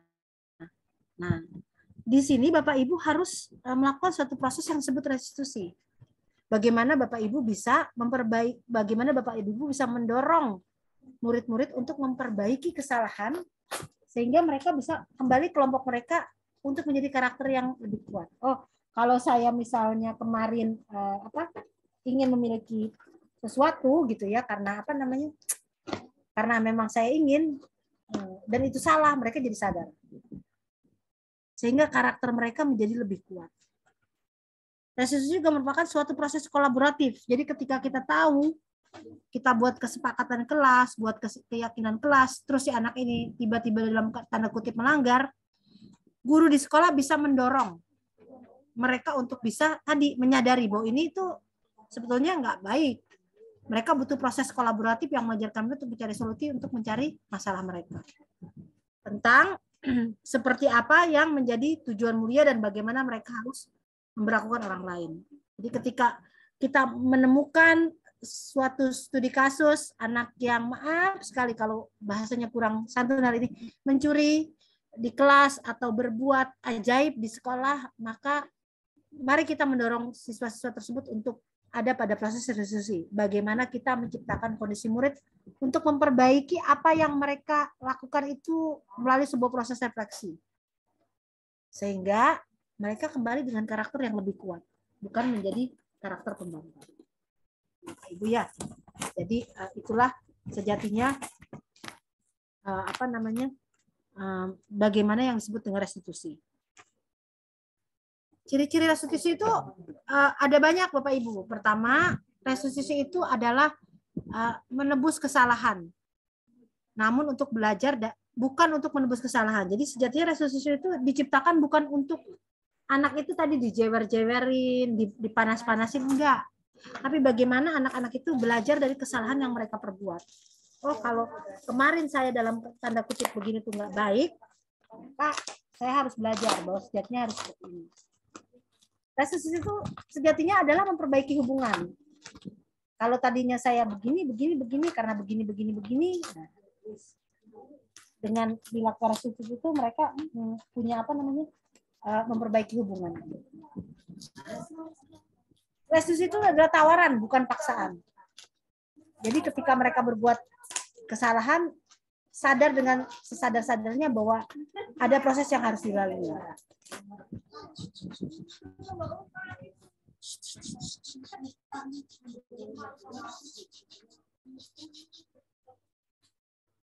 Restitusi itu menuntun untuk melihat ke dalam diri. Jadi ketika murid berbuat sesuatu yang dalam tanda kutip something wrong, kita menuntun anak-anak untuk melihat ke dalam diri. Makanya disiplin positif atau budaya positifnya menjadi berlangsung dengan baik. Restitusi itu mencari kebutuhan dasar yang mendasari tindakan. Restitusi itu fokus pada karakter, bukan tindakan. Sekali lagi, restitusi dikembalikan sejatinya, restitusi itu untuk mencari bagaimana sejatinya kebutuhan. Ya, dasar yang diperlukan. Restitusi fokus pada karakter bukan tindakan. Jadi bagaimana anak-anak menyadari apa yang dikerjakan itu adalah bagian yang harus diperbaiki melalui motivasi di dalamnya. Restitusi itu fokus pada solusi, bukan mencari, dia fokus untuk mencari penyelesaian, bukan untuk mencari sebab akibat. Kenapa anak ini mencuri? Oh, karena begini gini. Bukan mencari sebabnya, tapi karena dia misalnya berbuat tidak baik, mencuri ikan di kebun sekolah, maka solusinya dia harus apa? Dia harus memperbaiki dengan cara menanam ikan dan sebagainya. Itulah yang disebut dengan restitusi. Ya, restitusi mengembalikan murid yang berbuat salah pada kelompoknya. Jadi ciri restitusi selanjutnya adalah dikembalikan kok segala sesuatunya pada kelompoknya. Oke. Pak, kita masih punya 5 menit. Kita lanjut terus apa refleksi, Pak? Pak? Halo, Pak? Cek. Iya, Bu. Lanjut, Bu. Lanjut. Masih ada waktu 15 menitan, Bu. Oh, 15 menitan. Iya. Kalau ada waktu 15 menitan, saya lanjut. Sebentar dulu ya, Pak, sebentar. Ya, silakan, Bu.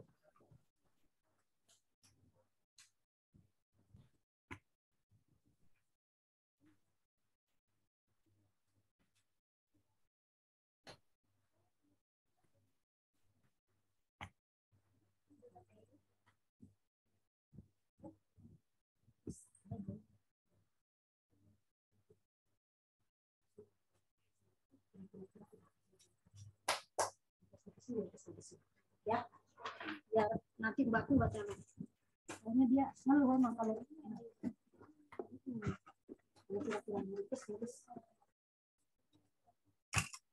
Oke.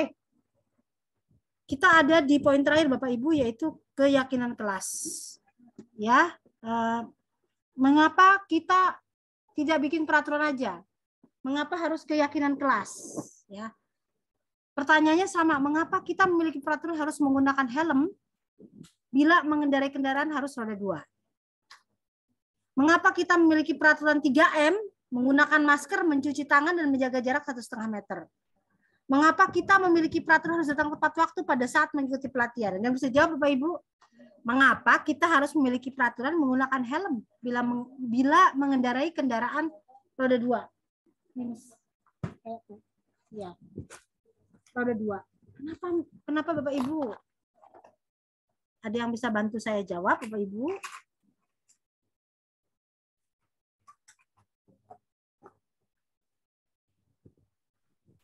Ya, silakan Bapak Ibu untuk berpendapat, Bapak Ibu. Bapak Ibu, kenapa ya? Kenapa kita harus mengenakan helm, bukan kendaraan roda 2? Barangkali hubungannya dengan tujuan, Bu. Mana Bapak Ibu? Gimana Bu? Ya. Ada hubungannya dengan tujuan. Motivasi ya, motivasi atau pujian dia ya. Kenapa dia itu lebih menggunakan helm bila mengendarai kendaraan roda 2? Pujian gitu ya Bu? Ada yang lain? Supaya lebih aman, Bu. Lebih aman, oke, gitu ya. Ada lagi yang lain? Kenapa kita harus memiliki peraturan harus menggunakan helm bila mengendarai kendaraan roda 2? Ya, betul. Untuk keselamatan. Untuk keselamatan, baik. Setelah itu Bapak Ibu.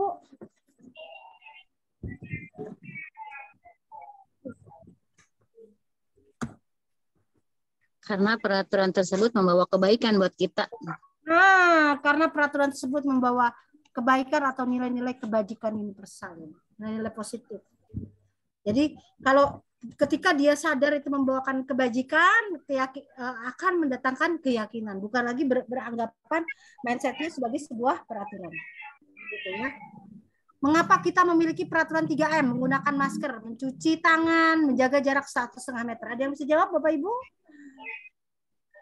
Mengapa kita memiliki peraturan 3M, menggunakan masker, mencuci tangan, dan menjaga jarak 1,5 meter? Agar kita terhindar dari COVID. Nah, gampang. Menjaga kesehatan, gitu ya. Mencegah lah intinya gitu. Mencegah kesehatan. Itu seperti itu Bapak Ibu. Itu peraturan. Mengapa harus keyakinan kelas?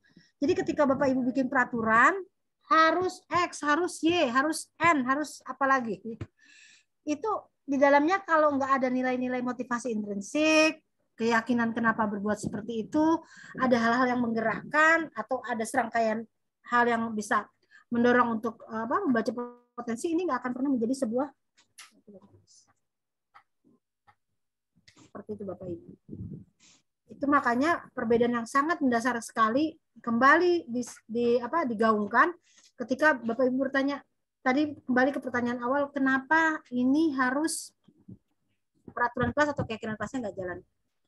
Dikembalikan lagi, apakah sudah ada motivasi intrinsik di dalamnya, apakah sudah ada nilai keyakinan di dalamnya, apakah sudah dapat menggerakkan dan sebagainya seperti itu ya, Bapak Ibu.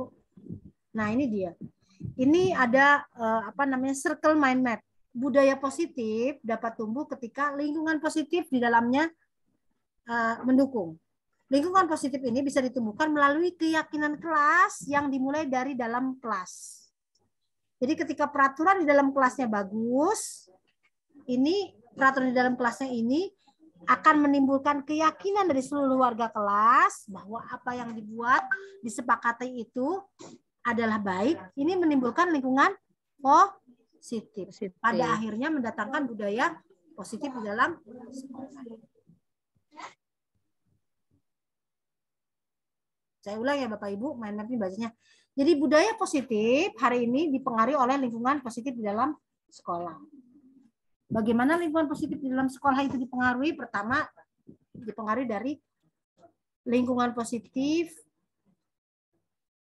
Budaya positif itu dipengaruhi dari peraturan kelas yang dibuat. Peraturan kelas itu ketika sudah berubah menjadi keyakinan kelas, menjadi sebuah keyakinan yang dapat dipahami oleh semua, dapat mendatangkan lingkungan yang positif. Ya, ini mind map dalam budaya positif. Please jangan dicabut dulu. Masih mau ngeprint saya. Ini contoh kesepakatan kelas. Kami guru dan murid yang saling menyayangi. Kami murid yang semangat belajar. Kami murid yang peduli dengan teman-teman. Nah, ini contoh kesepakatan kelas. Datang tepat waktu, mengucap salam, menjaga kebersihan sekolah, berdoa sebelum dan sesudah kegiatan, aktif dalam pembelajaran, tertib. Ini yang disebut dengan kesepakatan kelas. Ini contohnya Bapak Ibu. Saling menyayangi, semangat belajar, peduli teman. Tidak ada kata dilarang, dilarang makan, dilarang minum, tapi di situ selalu terpatri poin-poin yang menyatakan bahwa saling sayang, saling semangat, saling menjaga, saling peduli. Maka dari keyakinan kelas yang dibuat aja sudah mendorong adanya budaya positif di dalam kelas. Nah, ini adalah bentuk segitiga tabel T dan Y. Bagaimana perilaku itu bisa perilaku itu sangat menghormati orang lain menjadi sesuatu yang sangat penting. Ketika meyakini sesuatu yang sangat penting, kita dapat bekerja dengan hal-hal yang sesuai dengan yang ditugaskan. Sehingga kita dapat meyakini bahwa hal itu bisa diterima untuk kelompok dan peduli satu dengan yang lain.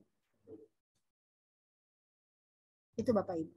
Nah, bedakan antara peraturan kelas dan keyakinan kelas. Ini di akhir sesi saya akan membedakan ini. Pertama, kalau peraturan kelas itu selalu kembalikan buku ke tempatnya. Kalau keyakinan kelas dia akan tanggung jawab. Dia akan kembalikan buku itu, mau disuruh tidak disuruh dia akan kembalikan. Dilarang mengganggu orang lain. Keyakinan kelasnya menghormati orang lain. Peraturan hadir di sekolah 15 menit sebelum pembelajaran dimulai. Keyakinan kelasnya menghormati orang lain, berkomitmen. Peraturan kelasnya dilarang melakukan kekerasan. Keyakinan kelasnya keselamatan, menghormati orang lain. Peraturan dilarang menggunakan narkoba. Keyakinan kelas kesehatan ya lebih utama. Jadi beda ya Bu antara peraturan sama keyakinan. Peraturan bergantian untuk menunggu giliran. Keyakinan kelas menghormati orang lain, bersabar. Peraturan gunakan masker. Keyakinan kelas kesehatan, keselamatan. Peraturan jangan berada di kelas atau koridor. Keyakinan kelas keselamatan, keyakinan. Itu perbedaannya Bapak Ibu. Antara peraturan dan keyakinan kelas. Oke. Saya ada di akhir sesi. Saya stopkan dulu, Pak. Iya, Bu. Tidak Ibu, bisa. maaf ada pertanyaan dari Ibu Paryuni dari SMP Negeri 2 Parung Panjang, Bu. Ya, mangga. Pertanyaannya, apa hubungannya budaya positif dan restitusi? Oke, budaya positif dan restitusi. Dari Ibu siapa? Ibu Paryuni, SMP Negeri 2 Parung Panjang. Sekolah yang menerapkan restitusi dalam pengambilan keputusan penerapan budaya positif akan berjalan ketika proses restitusinya berjalan. Ini masih blank Bapak Ibu ya, karena restitusi itu apa sih, masih di awang-awang. Restitusi itu apa sih gitu kan ya. Jadi ketika kita sudah dapat menerapkan restitusi dengan baik dan benar pada saat ada satu kejadian luar biasa atau ada anak yang berbuat tidak baik, maka budaya positif di sekolah akan tercipta. Misalnya ada anak yang mencuri pulpen di sekolah, ketika kita menerapkan budaya restitusi untuk pemberian hukumannya itu dapat berjalan, maka budaya positif di sekolah akan berjalan. Jadi saling berhubungan, saling berkaitan satu sama lain. Saya kembalikan lagi ke slide. Sini. Budaya, yang ini Bapak Ibu. Maaf.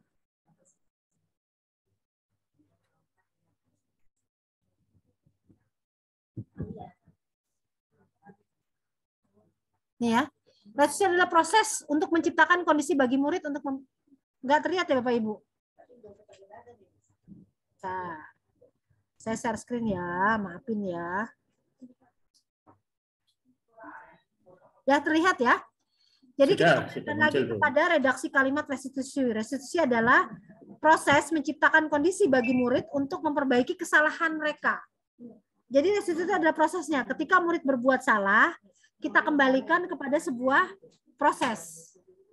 Sehingga mereka bisa merefleksikan apa yang dikerjakan. Nah, kalau di suatu sekolah ada anak yang berbuat salah, atau ada anak yang dalam tanda kutip tidak baik, bisa kita kembalikan kepada kondisi seperti itu, bagaimana budayanya di sekolah.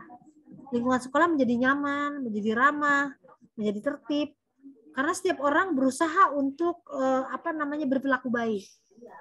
Bukan karena paksaan, tapi karena kondisi yang diciptakan dari budaya restitusi. Orang menyadari apa yang dikerjakannya sebagai bagian dari cara dia untuk menghargai orang lain. Makanya itu erat kaitannya dengan budaya positif di sekolah. Itu jawaban saya. Ada lagi pertanyaan? Bagaimana Bu Paryuni? Apakah sudah terjawab? Terima kasih Bu, sudah. Tapi boleh tanya satu lagi Bu? Boleh, nanya ya, silakan Bu. Ibu, ini kan budaya positif sebenarnya secara tidak sadar sebenarnya sudah dilaksanakan istilahnya ya, biarpun ya hal kecil. Tapi saya pengen budaya positif itu dikaitkan dengan visi sekolah, terus langkah nyata dari sekolah itu apa Bu gitu. Jadi budaya positif itu ingin dilaksanakan melalui visi misi sekolah ya Bu ya, gitu ya. Langkah nyatanya banyak Bu, langkah nyatanya. Makanya saya bilang ketika kita ingin menciptakan budaya positif di sekolah, kita butuh ketika Bapak Ibu ingin menciptakan budaya positif dalam sekolah, kita butuh kerja kolaborasi Bapak Ibu. Kira-kira sekolah ngapain aja? Banyak Bu. Kerjaan sekolah pertama dia harus bikin visi misi yang jelas, Bapak Ibu. Ketika visi misinya jelas, sesuai dengan kebutuhan warga sekolah, sesuai dengan kebutuhan guru, sesuai dengan kebutuhan murid, sesuai dengan apa yang dicita-citakan, maka dia bisa bikin lingkungan di dalamnya menjadi positif. Salah satu ciri-ciri lingkungan yang positif melalui visi misi yang dapat dikerjakan apa? Ada kepatuhan. Kepatuhan dalam arti semua menyadari bahwa apa yang dikerjakan adalah bagian dari pengembangan potensi diri. Jadi sekolah ini atau pondernya atau yayasannya ketika akan bikin budaya positif, yang pertama kali harus dia kerjakan adalah bikin dulu arahan visi misi sekolah yang jelas. Melalui apa? Pertama Bu, dia harus bikin program yang berpihak pada murid. Melalui apa? Melalui kegiatan Bu. Kegiatan yang banyak memfasilitasi dan mengajak siswa untuk terlibat di dalamnya. Itu visi misinya harus jalan. Makanya kalau Bapak Ibu ikut guru penggerak, di awal itu Bapak Ibu paham dulu tentang konsep KHD. bagaimana pembelajaran yang berpusat pada murid itu akan mendorong budaya positif. Karena ketika kita bisa menciptakan pembelajaran yang mendorong siswa untuk kreatif, inovatif, aktif di dalamnya, otomatis dia akan mendorong lingkungan yang positif. Lingkungan positif, saya balikkan ke circle yang kuning, lingkungan positif dalam sekolah ini tidak ujuk-ujuk datang. Melalui visi, melalui budaya, melalui visi yang jelas, misi yang jelas, melalui kerja kolaborasi, juga melalui kompetensi yang juga harus dimiliki oleh pendidiknya. Jadi nggak bisa berdiri dengan sendirinya. Sekolahnya aja ditanya, tapi Bapak Ibu, apa yang bisa kau berikan hari ini pada sekolahmu? Saya nanya coba. Eli Soleha, apa yang bisa kau berikan kepada sekolahmu untuk menerapkan budaya positif? Banyak dari kita sekarang yang bikin banyak sekali catatan nokta merah untuk yayasan. Tapi kembalikan kepada kita. Sudahkah kita berkontribusi untuk menerapkan budaya positif? Jangan-jangan gurunya sendiri sering datang terlambat. Jangan-jangan gurunya sendiri nggak on time. Jangan-jangan gurunya sendiri nggak mau dievaluasi. Jadi itu saling sambung menyambung. Makanya di awal tahun, yayasan atau kepala sekolah harus bisa menciptakan visi, misi sekolah yang dapat mendorong tumbuh kembangnya budaya positif sekolah. Melalui apa? Melalui kegiatan dan program yang mendorong kerja kolaborasi dan program yang mendorong murid untuk bekerja di dalamnya. Program dan kerja program sekolah yang berpusat pada murid itu bisa berjalan dengan baik ketika didukung oleh warga sekolah, salah satunya guru. Melalui profesionalisme guru dalam hal pembelajaran yang berkualitas dengan memperhatikan aspek apa Bapak Ibu, kematangan emosional siswa, juga pembelajaran berdiferensiasi sesuai dengan kebutuhan siswa. Maka budaya positif dapat tercipta karena anak datang ke sekolah bukan karena ingin mendapatkan sesuatu, tapi dia yakin datang ke sekolah adalah jalan untuk mengembangkan potensi dirinya. Panjang ya Bu, ketika kita bicara budaya positif, nggak cukup 2 jam. Kalau saya nggak mau berangkat kemana gitu dengan Pak Darno, hari ini kami kebetulan di satu hotel bareng gitu ya, saya belum jalan karena saya komit dengan guru di sini.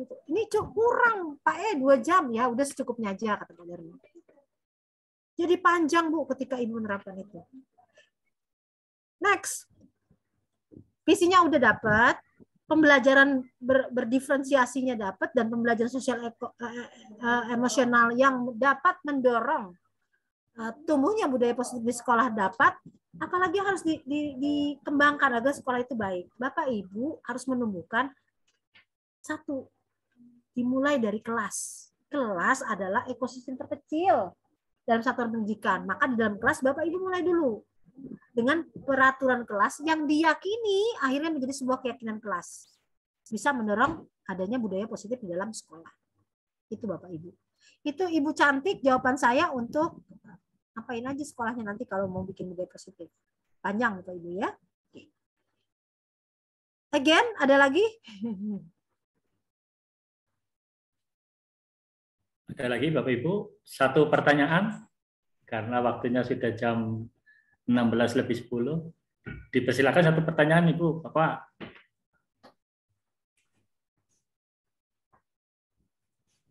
Ya, kalau tidak ada, kita lanjut Bu. Baik Bapak Ibu, saya ada di poin terakhir dalam pembelajaran kita hari ini. Maafkan dengan segala tutur kata saya yang kurang berkenan. Mohon maaf dengan segala salah dan hilaf. Mudah-mudahan Allah yang baik mempertemukan kita di satu kesempatan lain.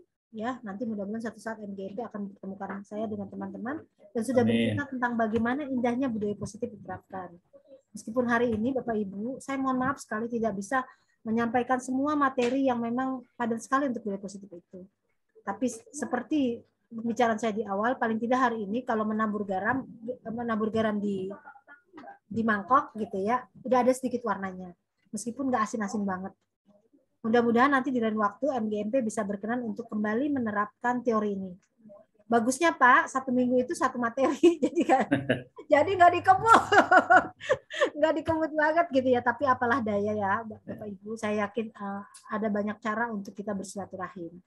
Nomor telepon saya 0812 90 43 9973. Saya tidak keberatan ketika Bapak Ibu bertanya kepada saya tentang bagaimana proses rekrutmen guru penggerak, bagaimana caranya masuk guru penggerak, dengan senang hati saya akan membantu memfasilitasi. Karena sejatinya baik itu ilmu dan sebagainya adalah sesuatu yang dititipkan untuk dibagi dan akan diminta pertanggungjawabannya di akhir kelak. Nah, ketika Bapak Ibu bertanya apa saja boleh, please welcome free. Berarti hari ini saya punya banyak saudara dari Kabupaten Bogor. Itu saja dari saya. Kurang dan lebihnya, Bapak, terima kasih banyak telah mengundang saya hari ini. Semoga Allah yang baik mempertemukan kita di waktu yang lain. Terima kasih, Bapak. Silakan kembalikan kepada pembawa acara.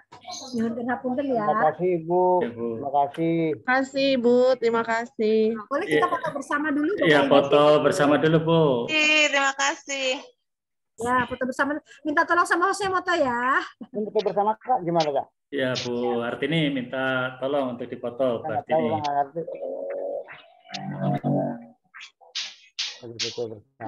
Ya, dibuka kameranya Bapak Ibu. Masih kameranya. Ya, dibuka Bapak Ibu. Ya, set satu ya Bapak Ibu ya. Dibuka dulu kameranya. Ya, kemudian sekarang yang set 2 Bu, Bapak. Silakan dibuka kameranya. Ya, masih separuhnya ini Bu. Pak Bu Sri, Bu Yeye belum dibuka, Bu Rini, Bu Nenden, silakan dibuka kameranya Bu. Di kamera mana, Cak?